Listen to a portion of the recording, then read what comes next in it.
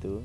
Okey, di kesempatan ini cikgu akan terangkan kejadian bayu laut dan bayu darat, insya-Allah. Okey, cikgu akan terangkan kejadian bayu laut dan bayu darat. Okey, kita teruskan. Okey, bayu laut dan bayu darat berlaku di kawasan tepi pantai lah kan, di kawasan pantai. Okey, pada waktu siang, okey, sebelum tu di mana ada dua kawasan, iaitu sini adalah lautan dan sini adalah kawasan daratan. Okey, pada waktu siang. Okey, apakah yang berlaku pada waktu siang? Okey, pada waktu siang suhu di lautan lebih rendah.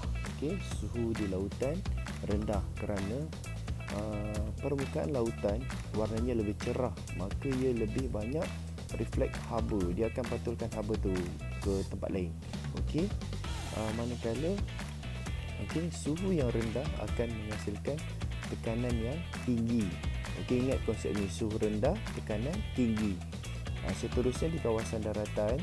Di kawasan daratan suhunya adalah tinggi kerana pada waktu siang daratan lebih banyak menyerap haba daripada matahari. Dia akan serap haba tu.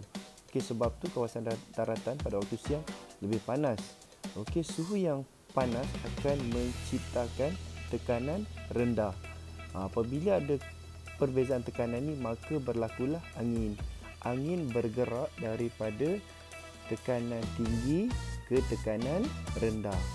Okey, sekali lagi, angin bergerak daripada tekanan tinggi ke tekanan rendah. So angin bergerak daripada laut ke daratan.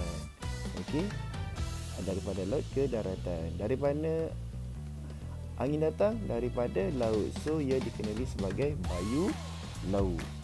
Ingat. Okey, untuk lebih you all faham, cikgu lukis ada gambar bot. Okey, pada zaman dahulu mereka tak ada enjin, mereka hanya menggunakan tenaga angin, menggunakan layar. Okey, bilakah diorang balik ke pantai? Bila? Jawapannya adalah pada waktu petang. Okey, pada waktu petang ni, dengan adanya bayu laut akan tolak bot ni ke daratan. So mereka boleh sampailah ke daratan. Mereka pergi menangkap ikan kan, balik waktu petang. Dengan adanya bayu laut ni, dia akan push bot ni ke daratan. Okey, seterusnya guys, pada waktu malam pula. Okey, pada waktu malam. Okey, pada waktu malam. Okey, pada waktu malam suhu di lautan adalah tinggi. Ini kerana lautan menyimpan haba yang dipendam. Okey, pada waktu siang kan panas, dia akan simpan haba tu. Okey, dia akan menyimpan haba. Sebab tu pada waktu malam suhu di lautan adalah tinggi. Suhu yang tinggi akan menciptakan tekanan rendah. Okey, di daratan pula. Di daratan suhunya adalah rendah. Suhu yang kerana di daratan pada waktu malam dia akan lepaskan haba tu ke atas, ke kawasan lah. Dia akan lepaskan haba. Okey, berbanding dengan laut menyimpan haba, dia simpan haba tu. Sebab tu dia panas pada waktu malam. Manakala di daratan dia akan lepaskan haba. Sebab tu pada waktu malam daratan lebih sejuk. Suhu yang sejuk akan menciptakan tekanan tinggi. So angin bergerak daripada mana guys? Daripada tekanan tinggi ke tekanan rendah. Angin akan bergerak daripada darat ke laut. Dari mana angin datang? Daripada darat. So ini dikenali sebagai bayu darat. Untuk you all lebih faham, cikgu kaitkan dengan bot nelayan balik. Bot nelayan dulu tak ada enjin, mereka hanya menggunakan layar, menggunakan tenaga angin. Soalannya, bilakah mereka turun ke laut untuk menangkap ikan? Bila? Jawapannya adalah pada waktu subuh.